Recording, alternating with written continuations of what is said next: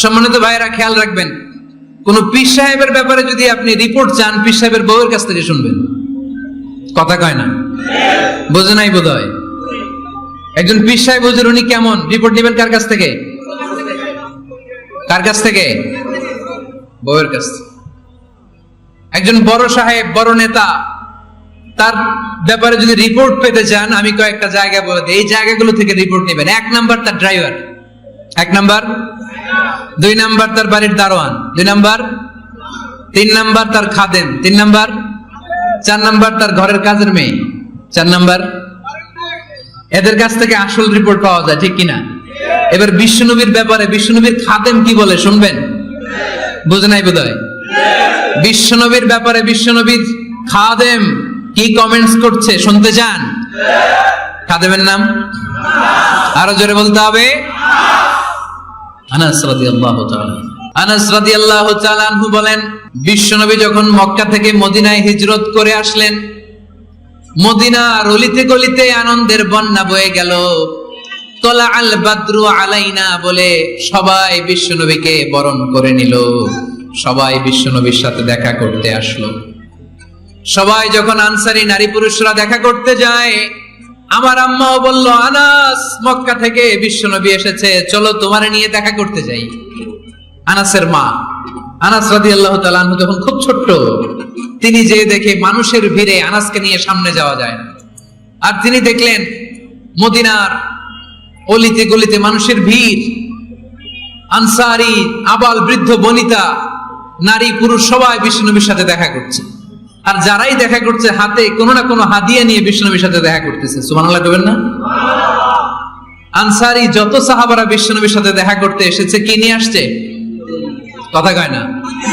তাহাদাও তাহাব্বু, হাদিয়া দাও, একে অপরকে হাদিয়া দাও, তোমাদের মধ্যে ভালোবাসার বন্ধনকে বাড়িয়ে দিবে কে? আনাসের মা বললেন, আমি মানুষ ধাক্কাতে ধাক্কাতে বিশ্বনবীর সামনে পর্যন্ত গেলাম, যে দেখি সবাই বিশ্বনবীর হাদিয়া দেয়। আমি বিশ্বনবীর সামনে যে কাঁদো কাঁদো স্বরে বললাম, ইয়া রাসূলুল্লাহ, ইয়া হাবিবাল্লাহ, লাম ইউবকি রাজুলুন ওয়ালা ইমরাআতুন মিনাল আনসার ইল্লা ক্বাদ আতহাফাকা বিতুহফা। ও নবী, আমি দেখতে পেয়েছি আনসারী এমন কোন নারী নাই, এমন কোন পুরুষ নাই যে আপনাকে আপনার হাতে কোনো না কোনো হাদিয়া দেয় নাই। ওয়া ইন্নী লা আকদিরু আলা যালিকা মা উতহিফুকা বি। কিন্তু ইয়া রাসূলুল্লাহ, ইয়া হাবিবাল্লাহ, আমার কাছে তো কোনো টাকা নাই, আমার কাছে কোনো পয়সা নাই, আমার ঘরে এমন কোন জিনিস নাই যে জিনিসটা আমি আপনারে হাদিয়া দেব, ইল্লা ইবনি হাদা, আমার এই নার ছেড়া ধন কলিজার টুকরা সন্তান আনাস ছাড়া। ও আখিরি জামানার পয়গম্বর, আমি আমার কলিজার টুকরা আনাসকে আপনারে হাদিয়া দিয়ে দিলাম। ইয়া রাসূলুল্লাহ, মদিনার আনসারী এমন কোন নারী পুরুষ কেউ তো বাকি নাই যে আপনাকে হাদিয়া দেয় নাই, সবাই তো হাদিয়া দিল। আনসারী এমন কোন নারী নাই, এমন কোন পুরুষ নাই যে আপনারে হাদিয়া দেয় নাই, কিন্তু আমার তো হাদিয়া দেওয়ার মতো কিছু নাই আমার এই কলিজার টুকরা আনাস ছাড়া। কি আর আমি করব, আমার কলিজার টুকরা আনাসকে আমি আপনার দরবারে হাদিয়া দিয়ে দিলাম। ইয়া রাসূলুল্লাহ, আমার ছেলেটারই আপনারে হাদিয়া দিলাম। খুদ হাদা ইয়াখদুমু কামা বাদালাক, আপনার যেই কাজ লাগবে, যেই খেদমতের প্রয়োজন, আপনার এই খেদমত করবে। ও নবী, আমি জানি আনাস আপনার বেশি খেদমত করতে পারবে না। আনাস আপনার মেসওয়াক এনে দিবে, অজুর পানি এনে দিবে, জুব্বা লাগলে জুব্বাটা এনে দিবে, ছোটখাটো কাজ করে আপনারে সাহায্য করবে। আমার কলিজার টুকরা সন্তানকে চিরকালের জন্য আমি আপনারে হাদিয়া দিয়ে দিলাম। আনাস রাদিয়াল্লাহু তাআলা আনহু বর্ণনা করছেন, আমি দাঁড়িয়ে দাঁড়িয়ে শুনছি আমার আম্মা বলছে আমি নাকি বিশ্বনবীর জন্য হাদিয়া। সুবহানাল্লাহ পড়েন। এবার খেদমত শুরু করলো সাইয়েদনা আনাস। ছোট্ট মানুষ কি আর করবে, কতটুকু খেদমত আর করতে পারবে? বিশ্বনবীর মেসওয়াকটা এনে দেয়। সুবহানাল্লাহ পড়েন। বিশ্বনবীর আতরের শিশিটা এনে দেয়, বিশ্বনবীর জাইতুনের তেলের বোতলটা আগিয়ে দেয়, বিশ্বনবীর জামাটা প্রয়োজনে বিশ্বনবীর হাতে এনে দেয়। সাইয়েদনা আনাস বলেন, আমি 1 বছর নয়, 2 বছর নয়, 5 বছর নয়, 7 বছর নয়, 10 বছর বিশ্বনবীর খেদমত করেছি। ফামা দারাবানি, 10 বছরে একদিনও তিনি আমারে মারে নাই। সুবহানাল্লাহ। একদিন আমার গায়ে হাত তোলে নাই, হাত তোলা তো দূরের কথা, ওয়ালা সাব্বানি, কোনোদিন গালি দেয় নাই, ওয়ালা আবাসা আলা ওয়াজহি, কখনো বিরক্তির সুরে ভ্রু কুঁচকে আমার দিকে বিশ্বনবী কোনোদিন তাকায় নাই। সুবহানাল্লাহ পড়েন।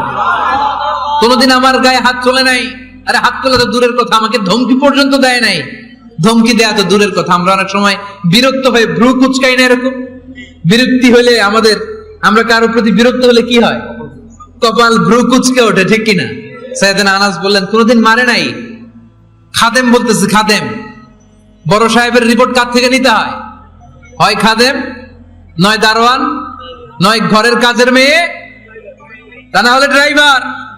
বিশ্বনবীর খাদেম বিশ্বনবীর ব্যাপারে কি কমেন্ট করছে? মা সাব্বানি ওয়ালা জারাবানি ওয়ালা আবাসা ফি ওয়াজহি। এই 10 বছরের খেদমতের জিন্দেগিতে কোনোদিন বিশ্বনবী আমারে মারে নাই, গায়ে হাত তোলে নাই। আরে হাত তোলা তো দূরের কথা, একটা ধমকও দেয় নাই।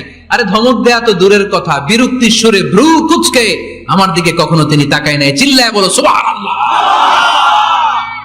আর আজকে মাইক পেলে মানবাধিকারের কর্মী কি সুন্দর কথা বলে, উইমেন রাইটস এর কথা বলে, শিশু শ্রম নিয়ে কথা বলে, আর বাড়িতে কাজের মেয়ের গায়ের মধ্যে খুন্তি, গরম খুন্তি পিঠের মধ্যে লাগিয়ে পিঠ ঝলসিয়ে দেয়। এরকম আছে না নাই? পত্রপত্রিকায় প্রায় দেখা যায় যে কাজের মেয়েদেরকে কি অত্যাচার করে। খুন্তি গরম করে করে চামড়ার মধ্যে লাগিয়ে স্কিন ঝলসে ফেলেছে, গ্রিলের মধ্যে বেঁধে রেখেছে, সময় মতো খাবার দেয় নাই, পিটিয়ে মাথার চুল কামিয়ে মাথা নেড়া করে দিয়েছে। এরকম আছে না নাই? এরা মানবাধিকারের ঠিকাদার, এরা মানবাধিকারের কথা বলে। আর বিশ্বনবী সাল্লাল্লাহু আলাইহি ইসলামের খাদেম বিশ্বনবীর ব্যাপারে বলেছে কোনোদিন মাইর তো দূরের কথা, হাত তোলা তো দূরের কথা, আরে ধমক দেয়া তো দূরের কথা, বিরক্তির চেহারা নিয়েও কোনোদিন বিশ্বনবী আমার দিকে তাকায় নাই। চিল্লায় পড়েন সুবহানাল্লাহ। বিশ্বনবী একবার সাইয়েদনা আনাস রাদিয়াল্লাহু তাআলা আনহুকে একটা ছোট্ট জিনিস আনতে পাঠালেন। সাইয়েদনা আনাস রাদিয়াল্লাহু তাআলা আনহু জিনিসটা আনতে যে মদিনার অলিতে গলিতে বাচ্চাদের খেলা দেখে জিনিস আনতে ভুলে খেলায় দাঁড়িয়ে গেলেন। ছোট মানুষ, ছোট একটা বাচ্চা যদি আমার সাথে নেই, সে কি আমার প্রয়োজন বুঝবে? আমার সেন্টিমেন্ট যেরকম বাচ্চা কি ওটা টের পাবে? ছোট্ট আনাসকে বললেন আমার জুব্বা নিয়ে আসো। বিষ্ণু সাল্লাল্লাহু আলাইহি ওয়াসাল্লাম শাম দেশের জুব্বা পড়তো, বলতেন জুব্বা নিয়ে এসো। জুব্বা আনতে যখন বেরোলেন আনাস রাদিয়াল্লাহু তাআলা আনহু, দেখলেন মদিনার অলিতে গলিতে বাচ্চারা কুতকুত খেলে। কি খেলে? আপনারা খেলেন? তো এই খেলা দেখে আনাস রাদিয়াল্লাহু তাআলা আনহু ভুলে গেলেন যে বিশ্বনবীর জামা আনতে হবে। উনি ভুলে যে উনিও দাঁড়িয়ে খেলা দেখতে শুরু করলেন। এখন ঘন্টার পর ঘন্টা যায়, আনাসও আসে না, জামাও আসে না। বিশ্বনবী ভাবলেন হায় রে, আনাস মনে হয় ভুলে গিয়েছে, কি আর করা, যাই নিজের জামা নিজেই নিয়ে আসি। বিশ্বনবী বের হলেন জামা আনতে। বের হয়েই দেখে মদিনার গলিতে বাচ্চারা খেলতেছে, ওইদিকে আনাস রাদিয়াল্লাহু আনহু দাঁড়ানো। বিষ্ণু সাল্লাল্লাহু আলাইহি ওয়াসাল্লাম কিছু বললেন না, যে উনিও আনাস রাদিয়াল্লাহু তাআলা আনহুর পাশে দাঁড়িয়ে খেলা দেখতে আরম্ভ করলেন। সুবহানাল্লাহ পড়বেন না?